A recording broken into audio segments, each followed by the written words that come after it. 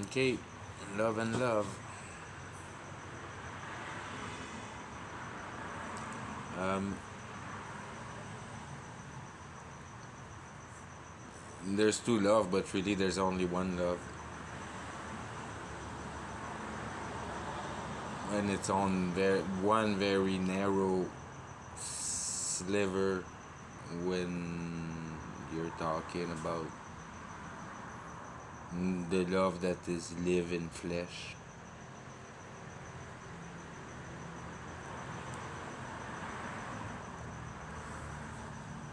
Um,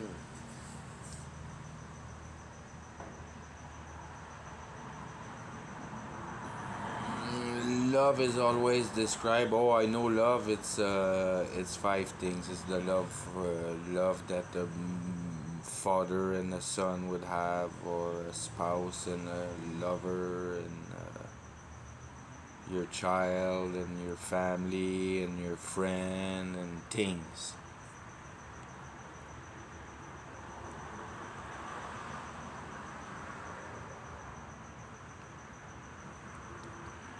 And or it's described by the fruit of it that you find in the Bible, the list of the fruit of the Spirit. And then they go along with charity and love and compassion.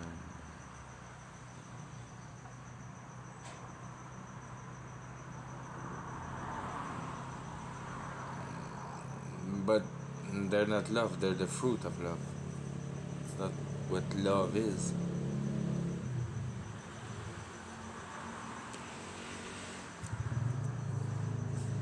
A car has headlight, doors, steering, motor, tires. But at one point, you gotta stop the description of a car that way.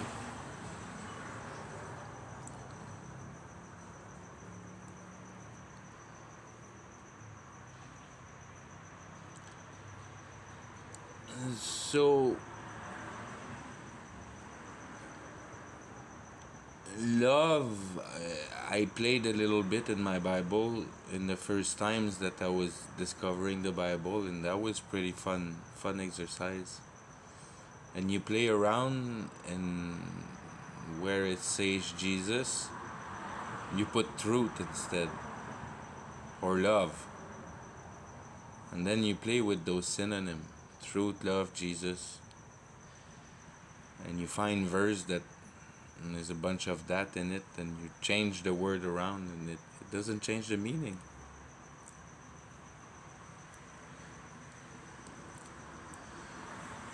Truth, love, Jesus are like synonyms.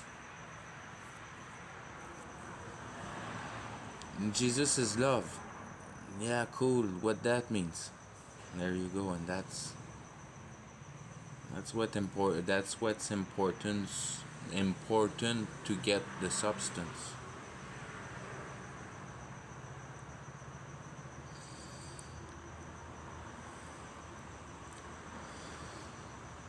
God told us He was to send a comforter.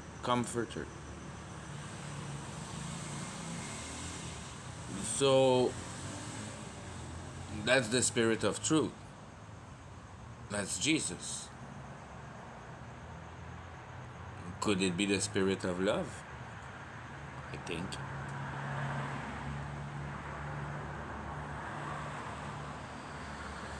But it's for sure so far the spirit of Jesus and the spirit of truth.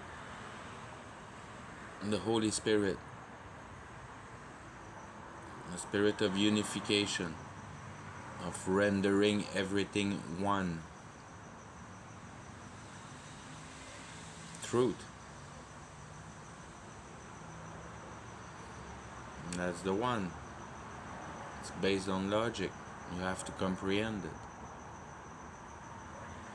That's why you believe.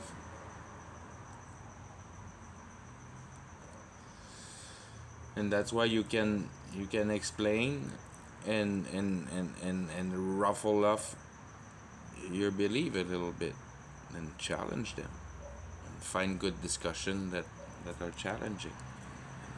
Test out your beliefs. That forms your convictions. And all this is the realm of love for what it is for Jesus. Is that comfort aspect. Is that ability of a discussion in between two souls about the depth of their worries of the heart.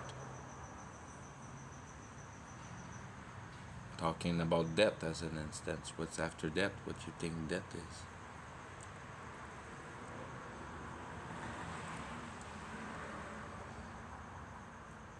Everything dies that lives, it all end up dying. Maybe we should think about it. It might happen to us.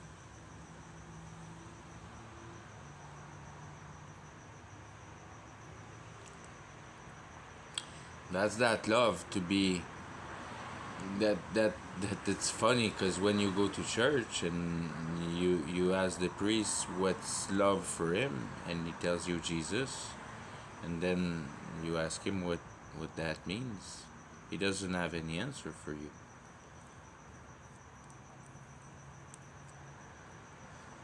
You must die for a brother. Maybe if he's sophisticated a little bit, might get that one out. What that means.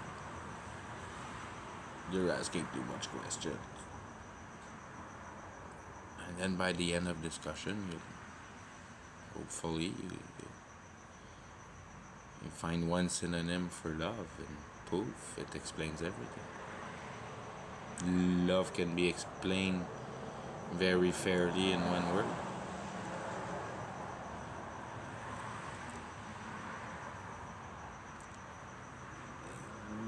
That love being based on that discussion of depth, being based on an openness of heart,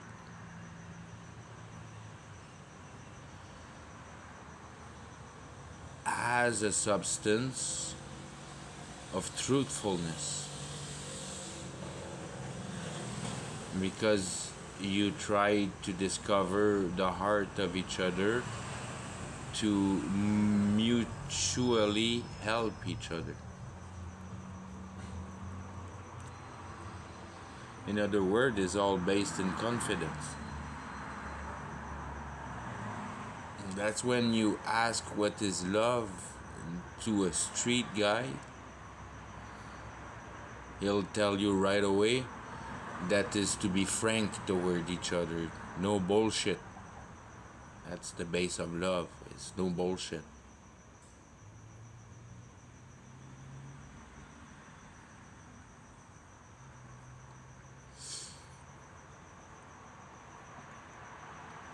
And therefore those street people nail the nail on the head much better than people that has been educated with the Bible.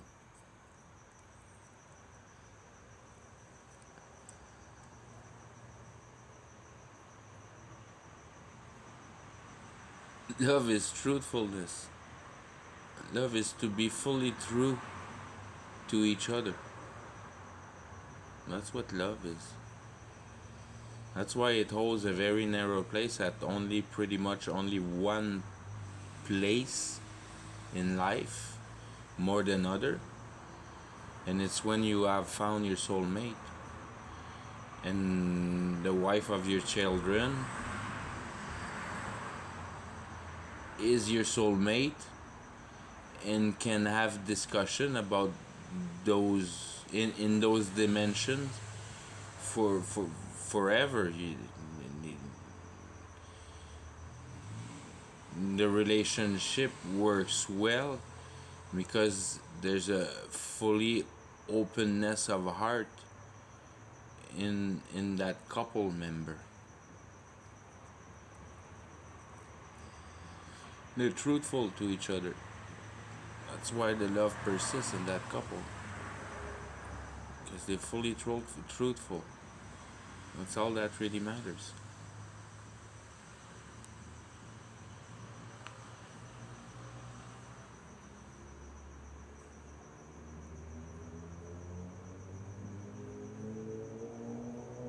When there's truthfulness and there's truthfulness throughout,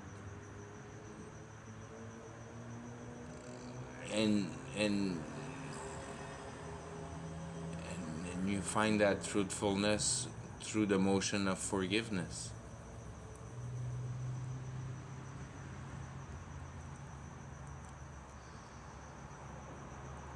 That the wrong is fully acknowledged and sorried for and comprehended, that is not to be redone, kind of thing.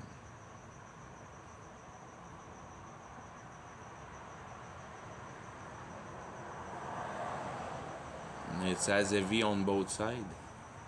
Oh, I'm sorry. Yeah, that don't work. That don't work.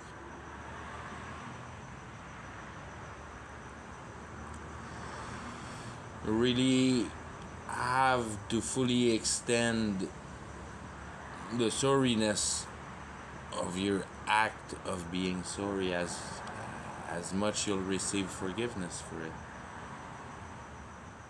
That's that that's that dollar that God used in between individual. So if you want to fabricate money, you gotta argue. It's good to argue. It's good to argue in a respectful way and not in a resentful way.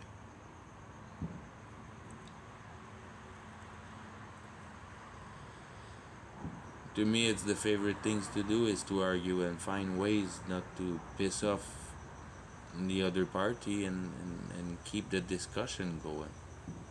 That's where gentleness comes about. If you go too rough and you try to make them eat a big piece of T-bone when they can only suck on a tit, and you shock them, doesn't work nothing.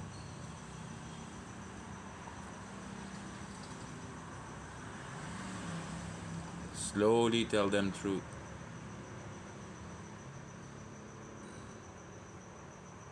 To bring about that comfort.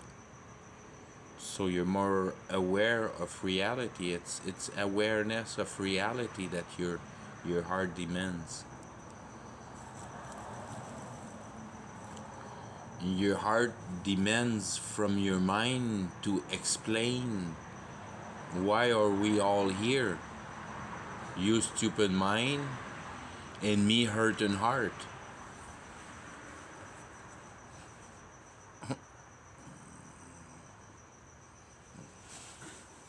The toughest road in your life is the road in between your mind and your heart. That's true.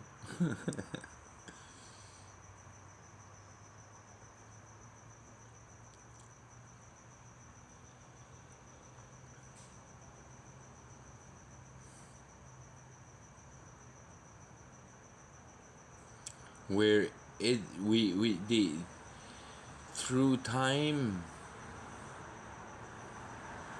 they completely have destroyed a lot of the language, the lot of the current language, so we have a hard time discerning what we try to inform of each other, because the meaning change from an education to another, and reinvent words, and try to change the meaning of words slowly, and create confusion in between us, language wise.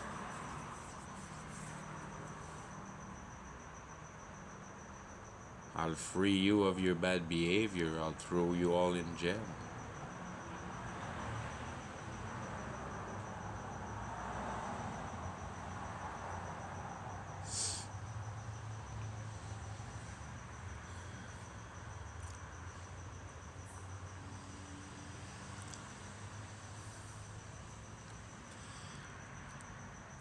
So very much that love is that time that you love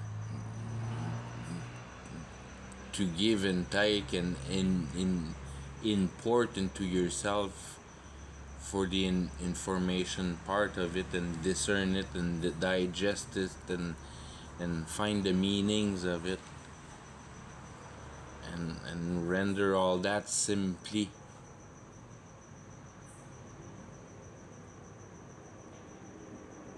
and in a coherent way.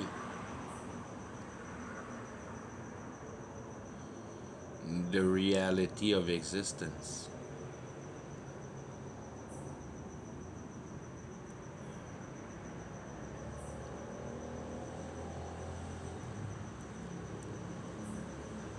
Trying to find ways to render possible to touch the substance of eternal life by trying to couple it off the one of the most primary factor of reality, which is holiness. That the way that God has designed everything is so awesome because everything is holy. If it if the thought pattern is sustained at the level of where holiness has its effectiveness, and that be the description of parable. That's why you speak in parable. Try to bring about a certain logical sequence that solve a problem on one plane, and if you can extrapolate the same work on the next plane, then it explains the situation in your life, kind of thing. That you have a problem, you seem to have problem, and you struggle with.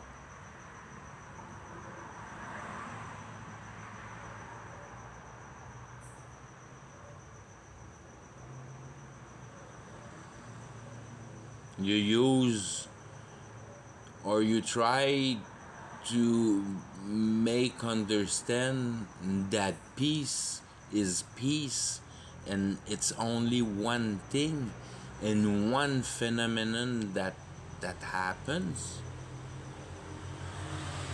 That being, for a supposition, a mechanic that drive the car he pretty much put together himself. And a bit like I was equipped, or I'm still equipped with my bike in a way, because my bike takes so little tools that you're pretty much equipped right there on the road to be able to take that old machine apart and put it back together, because you have all the tools, all the knowledge, and even though it's a broken part, you have many tricks to go around the broken parts, and many you're acing it as a mechanic. And I'm one of them, and when I hit the road in confidence that I can participate a lot into getting myself out of trouble, kind of thing. I'm not impotent with that machine. So when I hit the road, I have that aspect of peace with me. That if something happens, more than likely I'll be able to fix it on the road.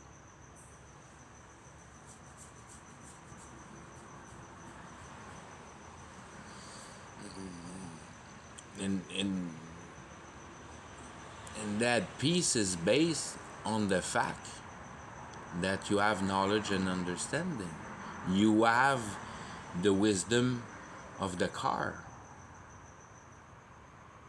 So you take those aspects, and instead of being a car, it's life. And you understand it's systematic. And as well as you can understand the systematic of a car, you can understand the systematic of life. What gets in the way is your unbeliefs. Is you not wanting to believe that you have no free will, that you're evil possessed. And that's what the real love of God is. And that's the harshness of the gospel. But that same harshness is also your door exit. Because as soon that's the main effect of new birth, is that the devil leaves you for the possessedness of what he had on you. To me, it was rage.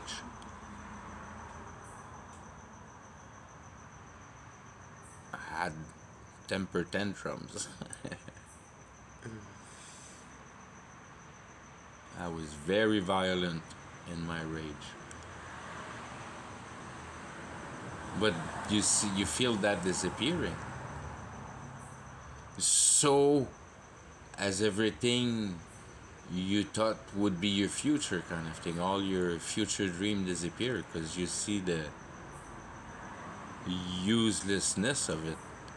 It's completely useless to try to make yourself a future. It's a futile thing to work for. Very futile.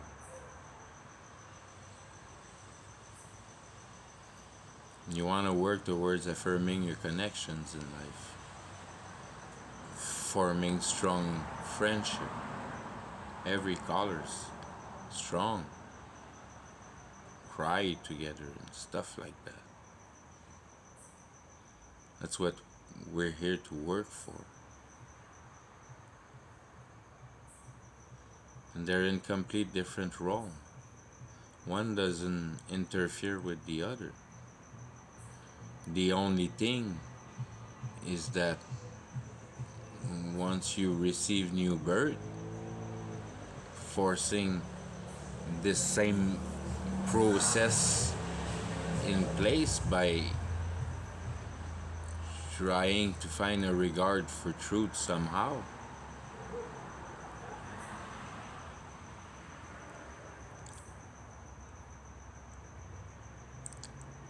At new birth, receiving that truth and conceiving of that reality makes you completely comprehend that in fact you were evil possessed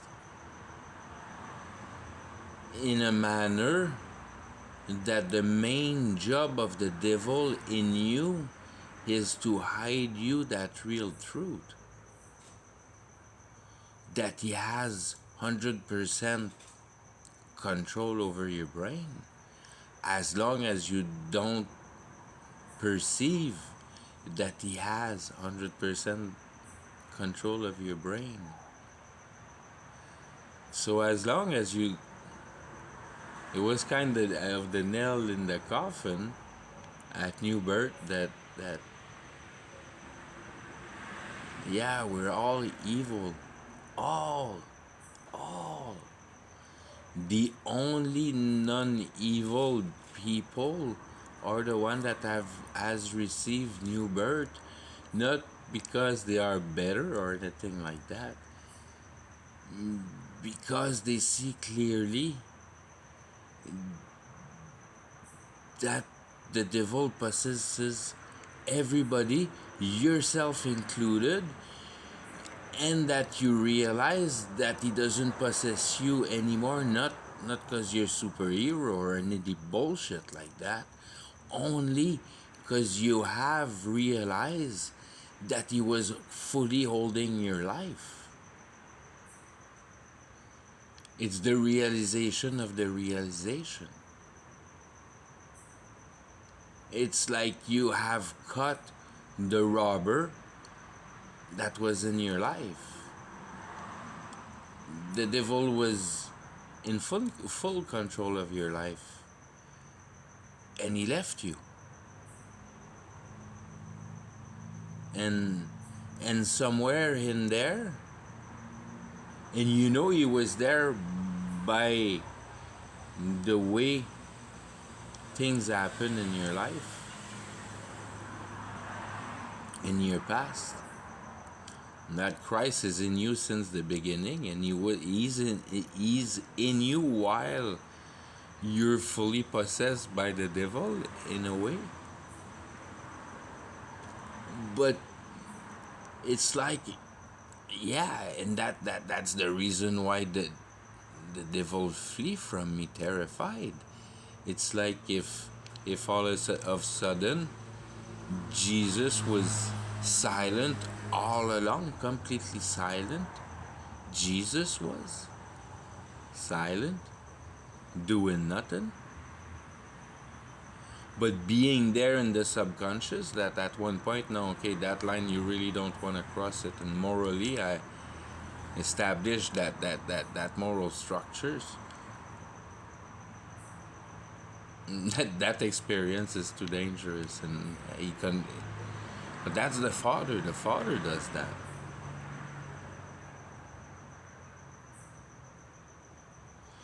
The Father does the marching. He marches you. He's the one that you only believe in. That's why you don't believe in God anymore, because you believed in God before. It's when you realize that you always believed in God, and everybody believe in God. And you believe in God because you see reality, and you see the advancement of technology, somehow kind of an evolution in us performing what good things are. If society is so cheesy today, it's just because we're not very good still at performing what real good is. And you have hope in the work of the man to bring the thing to a machine that gets closer and closer to a certain utopia, certain better place. You have confidence in Caesar. You have confidence in society. They get the vaccine out and you jump on it because you're scared shitless of the virus that Mother Earth contained. Don't know about COVID.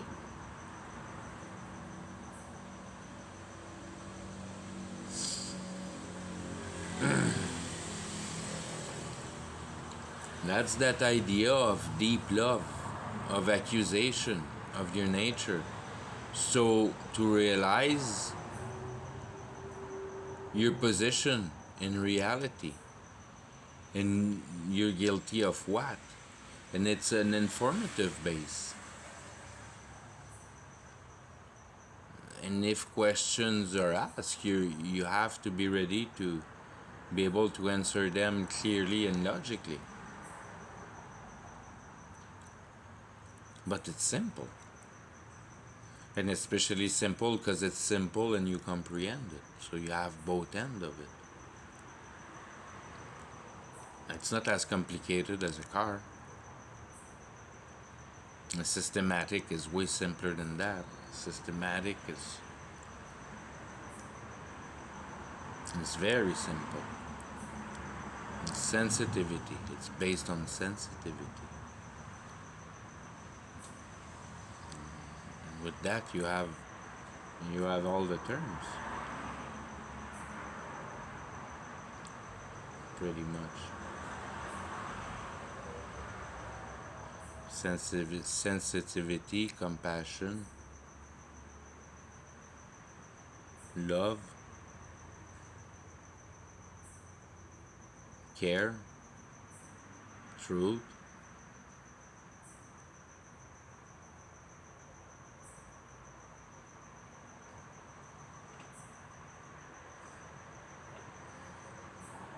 They're the places where you have those discussion that are weightless and accusing of nobody.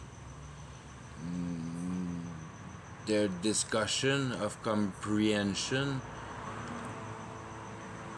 of the aspect and the effect of the observable.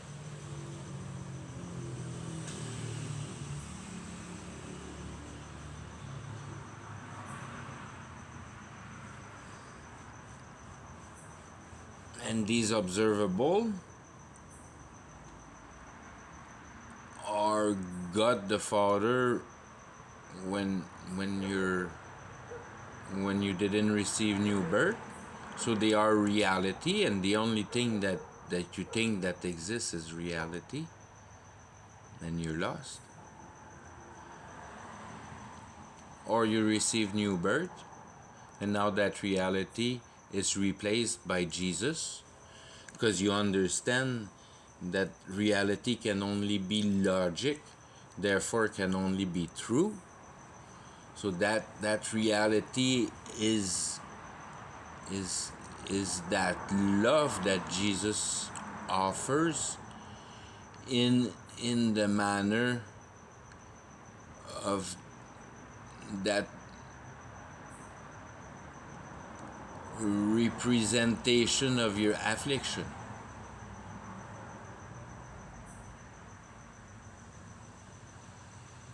which requires sensitivity to be acknowledged, love. And that being your idea of disequilibrium, that work other force, then trying to answer your existential question in a manner that you're disinterested by reality for what this distortion has brought for fruit, the fruit of the devil, like technology, biotech, pollution, chipping the stone.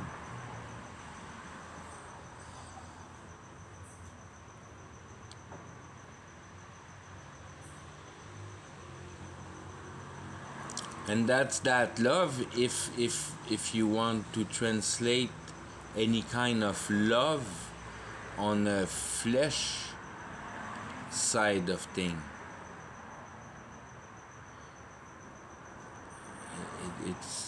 it's the feeling of guiltiness of not having accepted your nature and have devised your life all along, not because you wanted to do bad, because you were evil possessed and you didn't understood truth, not because you're a bad person, only because you're a person that haven't understood truth. And that's the harsh justice in a way down here, that God, the couple of God and God, of Jesus the Father and the Son. So to create that line of truth that fall in the ratio of that hand of sand on the beach, that not many will be saved. And it's very not many. But I have the impression that everything that needs to be saved will be saved in this generation. So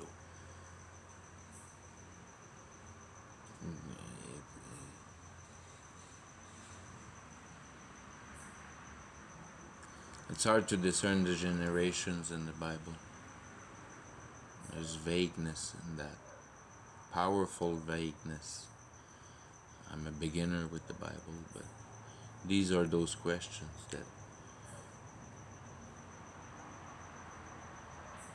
has to do with the fatherhood, that build identities that are so much more complex in nowadays that they were in the old days, in a transformative matter, not in a quantitative matter.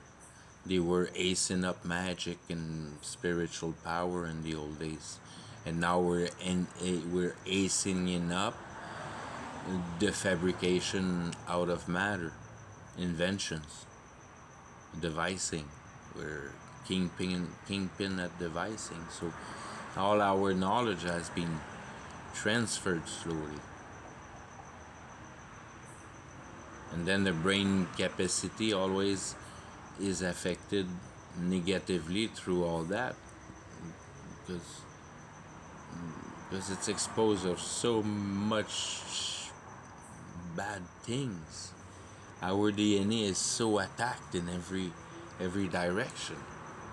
It get destroyed by that sin, that sin power. I like to call it best stress.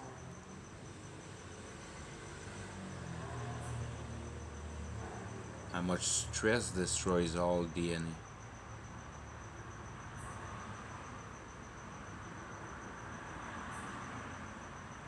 And you're stressed because you don't understand reality. It all holds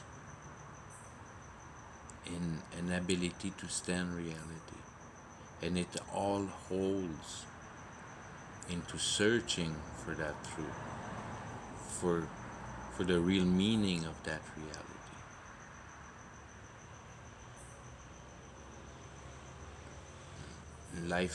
Life eternal is the exercise of comprehending idea. The role of Satan is to create idea. Create idea enough that he can create himself in here.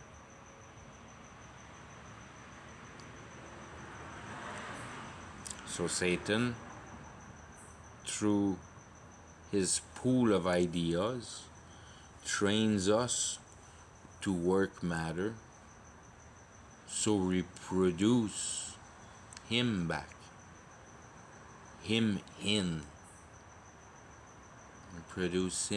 We produce Satan in reality. That'll become Antichrist.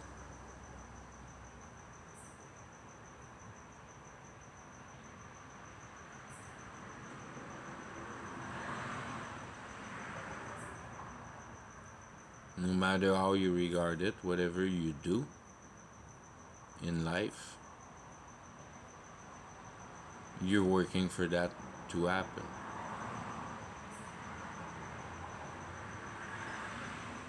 Everybody use the economy. That's why it's important to understand also that you're gonna bait in it, but you're not gonna be part of it. And that's the not being part of it, because you're not manipulated by the spirit. You comprehend the spiritual manipulation that is done on humanity. And that's what separates things. It's that fact of comprehension and the conviction of comprehending and the ability of explaining it. Anyways, that'll do for love and love. That there was a lot of talking about different things. all in love.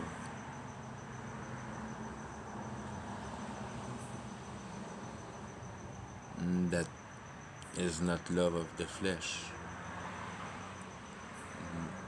but love that one realize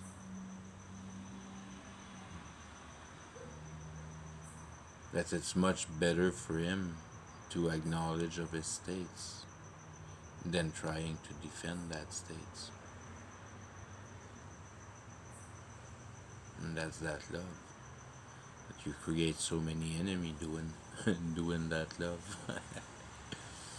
As the way she goes, everybody hates truth, but that's the truth. Everybody is fully evil affected,